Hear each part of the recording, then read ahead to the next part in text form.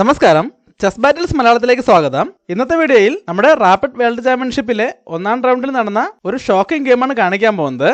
അനീഷ് ഗിരിയും ക്ലെമൻട്രി സിഖേവും തമ്മിലായിരുന്നു മത്സരം.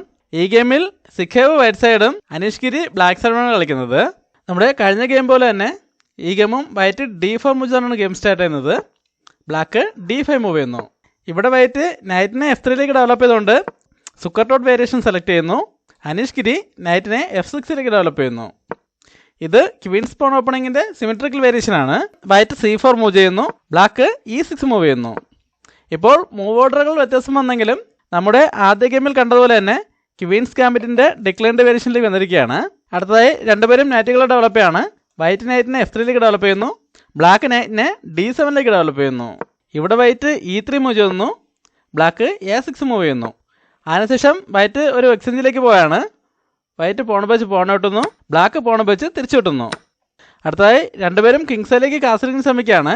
അതിനായിട്ട് വൈറ്റ് ബിഷപ്പിനെ D3ലേക്ക് ഡെവലപ്പ് ചെയ്യുന്നു. ബ്ലാക്ക് ബിഷപ്പിനെ D6ലേക്ക് ഡെവലപ്പ് ചെയ്യുന്നു. അതിനുശേഷം രണ്ടുപേരും കിങ് സൈഡിലേക്ക് കാസലിംഗ് ചെയ്യുന്നു. ഇവിടെ വൈറ്റ് ക്വീനെ D2ലേക്ക് ഡെവലപ്പ് ചെയ്യുന്നു. ബ്ലാക്ക് റൂക്കിനെ സെൻറ്ററിലേക്ക് കൊണ്ടുവരുന്നു. ഇവിടെ വൈറ്റും റൂക്കിനെ സെൻറ്ററിലേക്ക് കൊണ്ടുവരാണ്. റൂക്കിനെ E1ലേക്ക് കൊണ്ടുവരുന്നു. ബ്ലാക്ക് C6 മൂവ് ചെയ്തുകൊണ്ട് D5ലെ പോണിന് സപ്പോർട്ട് കൊടുക്കുന്നതോടൊപ്പം ക്വീനിൻ്റെ ഡയഗണലും ഓപ്പൺ ചെയ്യുന്നു. ഇവിടെ ഇപ്പോൾ ബ്ലാക്കിൻ്റെ നൈറ്റിന് G4ലേക്ക് ഒരു കൺട്രോൾ ഉണ്ട്. അതുകൊണ്ട് വൈറ്റ് H3 മൂവ് ചെയ്യുന്നു. ബ്ലാക്ക് നൈറ്റിനെ F8ലേക്ക് മൂവ് ചെയ്തുകൊണ്ട് ഈ ബിഷപ്പിൻ്റെ ഡയഗണൽ കൂടെ ഓപ്പൺ ചെയ്യുന്നു. വൈറ്റ് ഇവിടെ അവസാനത്തെ പീസിനെ കൂടെ ഡെവലപ്പ് ചെയ്യാണ്. ബിഷപ്പിനെ D2ലേക്ക് ഡെവലപ്പ് ചെയ്യുന്നു. ബ്ലാക്ക് ബിഷപ്പിനെ D7ലേക്ക് ഡെവലപ്പ് ചെയ്യുന്നു. ഇതോടെ ഇതൊരു പുതിയ ഗെയിമായി മാറിയിരിക്കുകയാണ്. ഇനി ഈ ഗെയിമിൽ എന്തൊക്കെ സംഭവിക്കും നോക്കാം. അടുത്ത് വൈറ്റിൻ്റെ മൂവാണ്.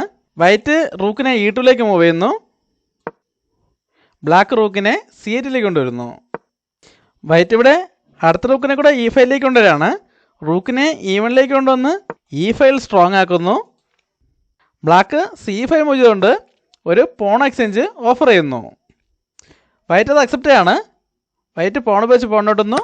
ബ്ലാക്ക് ബിഷപ്പ് വെച്ച് തിരിച്ചു കിട്ടുന്നു. ഇതുവരെ രണ്ടുപേരും തുല്യമായിട്ടാണ് കളിച്ചുകൊണ്ടിരുന്നത്. ഇവിടെ വൈറ്റ് ഒരു അറ്റാക്ക് സ്റ്റാർട്ട് ചെയ്യാണ്. ക്വീനെ B3ലേക്ക് കൊണ്ടുവന്ന് B7ലെ പോണിനെ അറ്റാക്ക് ചെയ്യുന്നതോടൊപ്പം D5ലെ പോണിനെതിരെ 2 പീസ് റിവേഴ്സ് അറ്റാക്കും കൊടുക്കുന്നു. ഇപ്പോൾ D5ലെ പോണിന് ഒരു നൈറ്റിൻ്റെ സപ്പോർട്ട് അത്രയേ ഉള്ളൂ. എന്നാൽ അനീഷ് ഗിരി ആ പോണിനെ സംരക്ഷിക്കാൻ ശ്രമിക്കുന്നില്ല.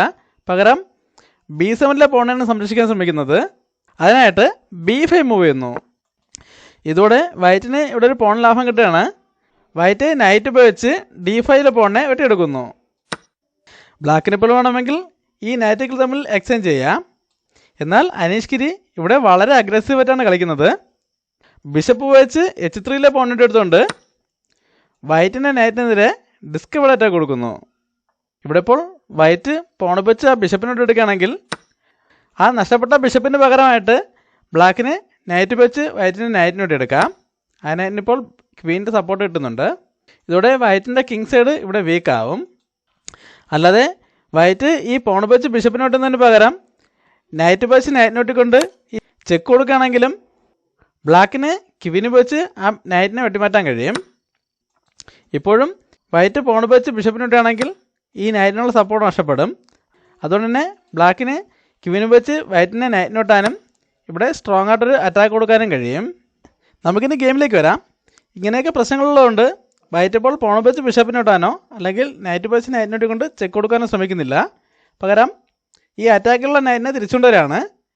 നൈറ്റിനെ F4ലേക്ക് കൊണ്ടുവന്ന് ബ്ലാക്കിൻ്റെ ബിഷപ്പിനെ അറ്റാക്ക് ചെയ്യുന്നു. ഇവിടെ അനീഷ് ഗിരി ഒരു സ്ട്രോങ് മൂവേനാണ് ചെയ്യുന്നത്. ബിഷപ്പിനെ G4ലേക്ക് കൊണ്ടുവന്ന് വൈറ്റിൻ്റെ നൈറ്റിനെ പിൻ ചെയ്യുന്നു. ഇപ്പോൾ E4 സ്ക്വയറിലേക്ക് ബ്ലാക്കിന് നൈറ്റും റൂക്കും വെച്ച് കൺട്രോൾ ഉണ്ട്.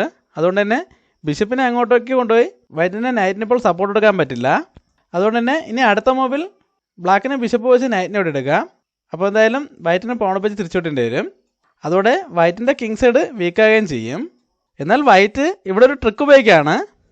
ഈ പിന്നിങ്ങിലുള്ള നൈറ്റിനെ G5ലേക്ക് മാറ്റിക്കൊണ്ട് റൂക്കിനെ സാക്രിഫൈസ് ചെയ്യുന്നു. ഒരു എക്സ്ചേഞ്ച് സാക്രിഫൈസ് ആണ്. ഈ ഒരു മൂവിൻ്റെ ഉദ്ദേശം വളരെ സിമ്പിളാണ്. അതായത് ഇപ്പോൾ ബ്ലാക്ക് ബിഷപ്പ് വെച്ച് റൂക്കിനോട്ടാണെങ്കിൽ വൈറ്റിന് നൈറ്റ് വെച്ച് F7ലെ പോണിട്ട് എടുത്തുകൊണ്ട് ബ്ലാക്കിൻ്റെ ക്വീനെ അറ്റാക്ക് ചെയ്യാൻ കഴിയും. ബ്ലാക്കിൻ്റെ ക്വീൻ ഇപ്പോൾ എങ്ങോട്ട് തന്നെ മാറിയാലും നൈറ്റിനെ D6ലേക്ക് കൊണ്ടുവന്ന് ഒരു ഡിസ്കവേർഡ് ചെക്ക് കൊടുക്കുന്നതോടൊപ്പം ഈ 2 റൂക്കുകൾക്കെതിരെയും അറ്റാക്കും കൊടുക്കാം.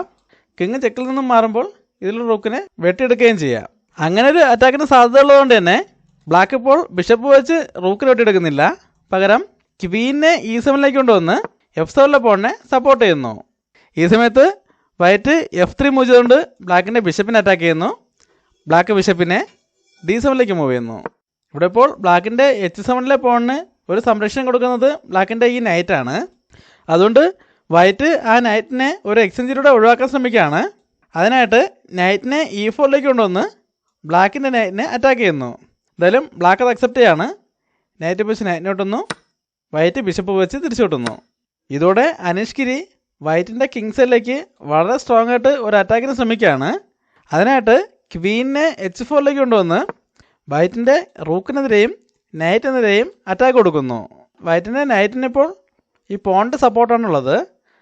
എന്നാൽ ആ പോണ് ബ്ലാക്കിൻ്റെ ബിഷപ്പിൻ്റെ പിന്നിങ്ങിലാണ്. അതുകൊണ്ട് തന്നെ ബ്ലാക്ക് ഇപ്പോൾ ക്വീന് വെച്ച് നൈറ്റിനോട്ട് എടുത്താൽ വൈറ്റിന് പോണ് വെച്ച് തിരിച്ചു വിട്ടാൻ പറ്റില്ല. ഈ ഒരു പ്രശ്നം പരിഹരിക്കുന്നതിനായിട്ട് വൈറ്റ് ഇവിടെ ഒരു എക്സ്ചേഞ്ച് ഓഫർ ചെയ്യാണ്. ബിഷപ്പിനെ B4ലേക്ക് കൊണ്ടുവന്ന് ബ്ലാക്കിൻ്റെ ബിഷപ്പിനെ അറ്റാക്ക് ചെയ്യുന്നു. ബ്ലാക്ക് ഇപ്പോൾ ബിഷപ്പ് വെച്ച് ബിഷപ്പിനെ വിട്ടാണെങ്കിൽ വൈറ്റിനെ ക്വീന് വെച്ച് തിരിച്ചു വിട്ടാം. അല്ലാതെ ഈ ഒരു പിന്നിൻ്റെ ബലത്തിൽ ക്വീന് വെച്ച് നൈറ്റിനോട്ട് എടുക്കുകയാണെങ്കിൽ വൈറ്റിനെ ബിഷപ്പ് വെച്ച് ബിഷപ്പിനെ വെട്ടിക്കൊണ്ട് ഈ പിൻ ഒഴിവാക്കാൻ കഴിയും. ഇനി ബ്ലാക്ക് ക്വീനെ അറ്റാക്കിൽ നിന്നും രക്ഷിക്കുമ്പോൾ വൈറ്റിനും ഈ ബിഷപ്പിനെ അറ്റാക്കിൽ നിന്നും രക്ഷിക്കുന്നതോടൊപ്പം H2 കൺട്രോൾ ചെയ്യാനും കഴിയും. അങ്ങനെ ഒരു ഡിഫൻസ് ഉള്ളതുകൊണ്ട് അനീഷ് ഗിരി ഇവിടെ ഇപ്പോൾ ബിഷപ്പുകൾ തമ്മിൽ എക്സ്ചേഞ്ച് ചെയ്യാനോ അല്ലെങ്കിൽ ക്വീൻ വെച്ച് നൈറ്റിനോട്ടാനോ ശ്രമിക്കുന്നില്ല. പകരം ഈ പിൻ നിലനിർത്തിക്കൊണ്ട് ബിഷപ്പിനെ A7ലേക്ക് മൂവ് ചെയ്യുന്നു. വൈറ്റ് ഇവിടെ ഒരു എക്സ്ചേഞ്ചിലേക്ക് പോവുകയാണ്. വൈറ്റ് ബിഷപ്പ് വെച്ച് നൈറ്റിനോട്ട് എടുക്കുന്നു. ബ്ലാക്ക് കിങ് വെച്ച് തിരിച്ചു വിട്ടുന്നു. വൈറ്റിൻ്റെ പോണിനെതിരെ ഇപ്പോഴും ഈ ബിഷപ്പ് വെച്ചുള്ള പിൻ നിലനിൽക്കുകയാണ്. അതുകൊണ്ട് തന്നെ ഏത് സമയം വേണമെങ്കിലും ബ്ലാക്കിന് ക്വീന് വെച്ച് ഈ നൈറ്റിനോട്ട് എടുക്കാൻ കഴിയും. അതുകൊണ്ട് വൈറ്റ് ഇവിടെ ആദ്യം ആ നൈറ്റിനോട് മാറ്റാണ്. നൈറ്റിനെ D5ലേക്ക് മൂവ് ചെയ്യുന്നു. വൈറ്റ് നൈറ്റിനെ ഇവിടെ നിന്ന് മാറ്റിയതോടെ ബ്ലാക്കിന് ഈ ഒരു ഡയഗണൽ ഓപ്പണായി കിട്ടിയിരിക്കുകയാണ്. വൈറ്റിൻ്റെ ആ ഒരു വീക്ക്നെസ് ഉപയോഗപ്പെടുത്തിക്കൊണ്ട് അനീഷ് ഗിരി വളരെ വേഗം ഈ ഗെയിം അവസാനിപ്പിക്കാൻ ശ്രമിക്കുകയാണ്. അതിനായിട്ട് ബിഷപ്പിനെ B8ലേക്ക് കൊണ്ടുവരുന്നു. ഇനി ബിഷപ്പിൻ്റെ സഹായത്തോടെ ക്വീൻ ഉപയോഗിച്ച് ഇവിടെ വളരെ സ്ട്രോങ് ആയിട്ടൊരു അറ്റാക്ക് കൊടുക്കുകയാണ് ബ്ലാക്കിൻ്റെ ഉദ്ദേശം. ഇപ്പോൾ F2 ഒരു പോണില്ലാത്തത് കാരണം G3 മൂവ് ചെയ്തുകൊണ്ട് ഈ അറ്റാക്ക് സ്റ്റോപ്പ് ചെയ്യാൻ പറ്റില്ല. അങ്ങനെയാണെങ്കിൽ ക്വീൻ ഉപയോഗിച്ച് ആ പോണിട്ടിക്കൊണ്ട് വീണ്ടും ചെക്ക് വരും. അല്ലാതെ ഇവിടെ ഇപ്പോൾ നൈറ്റിനെ F4ലേക്ക് തന്നെ തിരിച്ചു കൊണ്ടുവന്ന് ഈ ബിഷപ്പിൻ്റെ ഡയഗണൽ ക്ലോസ് ചെയ്യാൻ ശ്രമിക്കുകയാണെങ്കിൽ G5 മൂവ് ചെയ്തുകൊണ്ട് ആ നൈറ്റിനെതിരെ അറ്റാക്ക് വരും. അതോടെ വൈറ്റിന് ആ നൈറ്റ് നഷ്ടപ്പെടാൻ സാധ്യതയുണ്ട്. അല്ലാതെ ഈ ഒരു ചെക്ക് ഒഴിവാക്കുന്നതിനായിട്ട് അഡ്വാൻസ് ആയിട്ട് കിങ്ങിനെ F1ലേക്ക് മാറ്റാമെന്ന് വിചാരിച്ചാലും ബിഷപ്പ് G3ലേക്ക് വന്ന് റൂക്കിനെതിരെ അറ്റാക്ക് വരും. അപ്പോൾ റൂക്കിനെ എങ്ങോട്ടെങ്കിലും മാറ്റാൻ ശ്രമിക്കുകയാണെങ്കിൽ അപ്പോൾ തന്നെ ചെക്ക്മേറ്റ് ആകുകയും ചെയ്യും. അതുകൊണ്ട് വൈറ്റ് ഇവിടെ ഈ H2 റൂക്ക് വെച്ച് കൺട്രോൾ ചെയ്യാൻ ശ്രമിക്കുകയാണ്. അതിനായിട്ട് G4 മൂവ് ചെയ്യുന്നു. ഇവിടെ ഇപ്പോൾ റൂക്കിന് H2ലേക്ക് കൺട്രോൾ ഉള്ളതുകൊണ്ട് ക്വീനിന് H2ലേക്ക് വന്ന് ചെക്ക് കൊടുക്കാൻ പറ്റില്ല. എന്നാൽ ഈ പൊസിഷനിൽ അനീഷ് ഗിരി വളരെ മികച്ചൊരു മൂവിലൂടെ ഗെയിം പൂർണ്ണമായും തനിക്ക് അനുകൂലമാക്കുകയായിരുന്നു. ഈ വീഡിയോ പോസ്റ്റ് ചെയ്ത ശേഷം അനീഷ് ഗിരിയുടെ അടുത്ത മൂവ് എന്തായിരിക്കും എന്ന് കണ്ടുപിടിക്കാൻ ശ്രമിക്കുക. എല്ലാവരും കണ്ടുപിടിച്ചാണെന്ന് പ്രതീക്ഷിക്കുന്നു. ഇവിടെ ഇപ്പോൾ ഈ G4 പോണിന് സപ്പോർട്ടായിട്ട് നിൽക്കുന്നത് ഈ F3 പോണാണ്.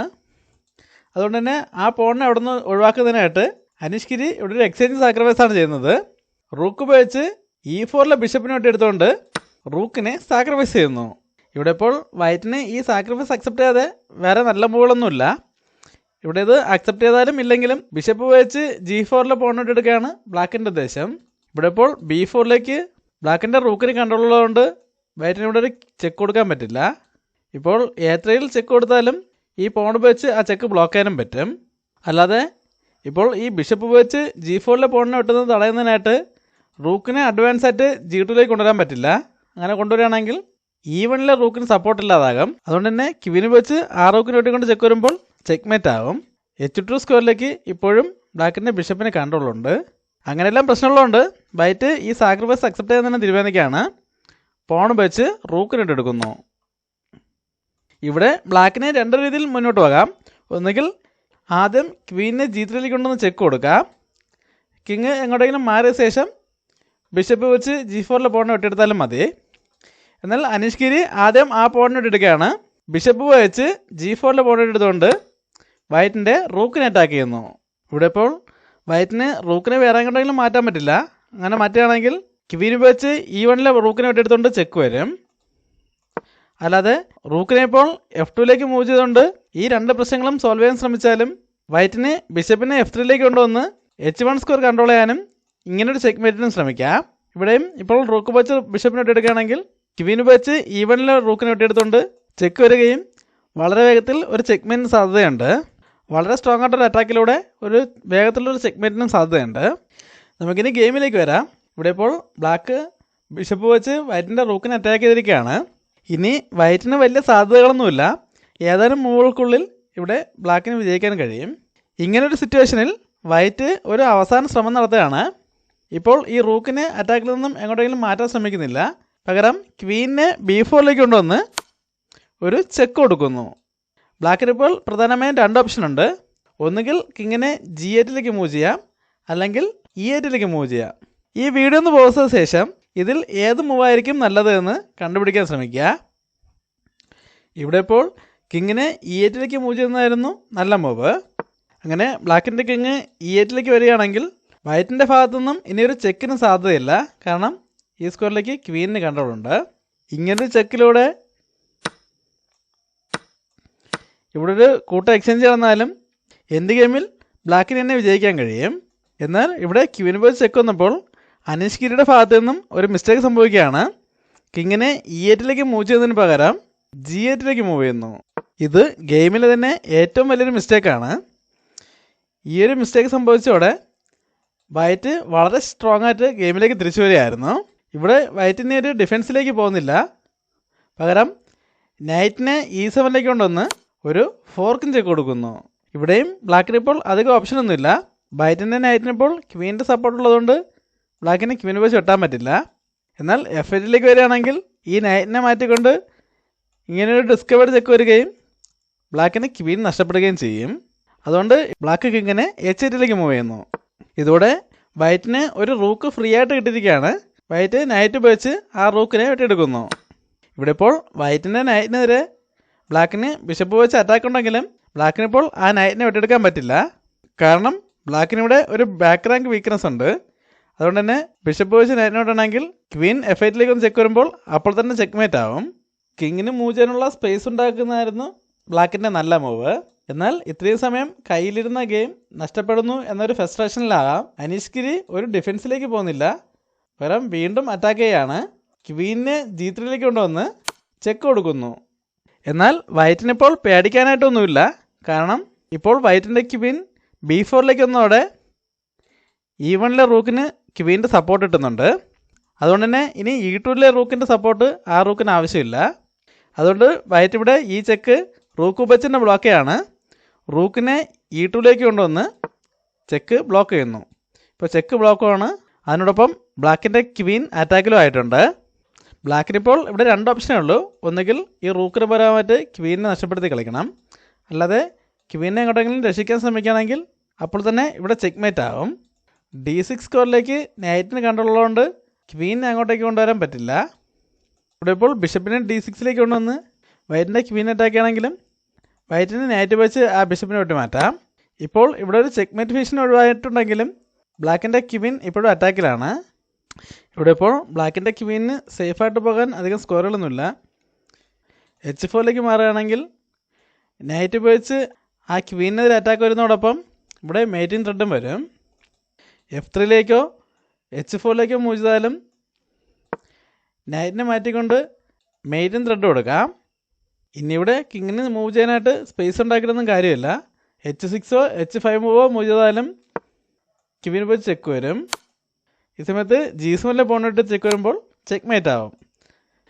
അല്ലാതെ ഇവിടെ കിങ്ങിനെ മൂവ് ചെയ്യാനുള്ള സ്പേസ് ഉണ്ടാക്കുന്നതിന് പകരം വൈറ്റിൻ്റെ ക്വീൻ F8 വരുന്നത് തടയുന്നതിനായിട്ട് കിങ്ങിനെ G8 മൂവ് ചെയ്താലും ക്വീനെ D4 കൊണ്ടുവന്ന് ഇങ്ങനൊരു മേറ്റിംഗ് ത്രെഡ് കൊടുക്കാം. ഇപ്പോൾ അത് ബ്ലോക്ക് ചെയ്യുന്നതിനായിട്ട് F6 ആണ് മൂവ് ചെയ്യുന്നതെങ്കിൽ ക്വീൻ D8 ഒന്ന് ചെക്ക് വരും. അപ്പോൾ കിങ്ങിന് F7 തന്നെ മാറേണ്ടി വരും. ഈ സമയത്ത് ഈ നൈറ്റിൻ്റെ സപ്പോർട്ടോടെ ക്വീൻ E7 ഒന്ന് ചെക്ക് വരും. ഇപ്പോൾ G8 പോവുകയാണെങ്കിൽ അപ്പോൾ തന്നെ ചെക്ക്മേറ്റ് ആണ്. അല്ലാതെ G6 മൂവ് ചെയ്യുന്നതെങ്കിൽ G7 പോയിന്റ് എടുത്തുകൊണ്ട് വീണ്ടും ചെക്ക് വരും. ഇവിടെ ഇപ്പോൾ H5 മാത്രമേ മാറാൻ കഴിയുള്ളൂ. ഈ സമയത്ത് ക്വീൻ H6 ചെക്ക് വരുമ്പോൾ ചെക്ക്മേറ്റ് ആവും. ഈ ഗെയിം ഈ പൊസിഷൻ വരെ പൂർണ്ണമായും അനീഷ് ഗിരി വിജയിക്കും എന്നുറപ്പുള്ള ഗെയിമായിരുന്നു. എന്നാൽ ഈ പൊസിഷനിൽ അനീഷ് ഗിരിയുടെ ഭാഗത്തു നിന്നും വന്ന ചെറിയൊരു മിസ്റ്റേക്കാണ് ഈ ഗെയിം തോൽക്കാൻ കാരണമായത്. ഇങ്ങനൊരു ട്വിസ്റ്റ് സംഭവിച്ചതുകൊണ്ടാണ് ഒരുപാട് മികച്ച ഗെയിമുകൾ ഉണ്ടായിരുന്നിട്ടും ഈ ഗെയിം തന്നെ സെലക്ട് ചെയ്തത്. അടുത്തൊരു വീഡിയോ വീണ്ടും കാണാം. നന്ദി, നമസ്കാരം.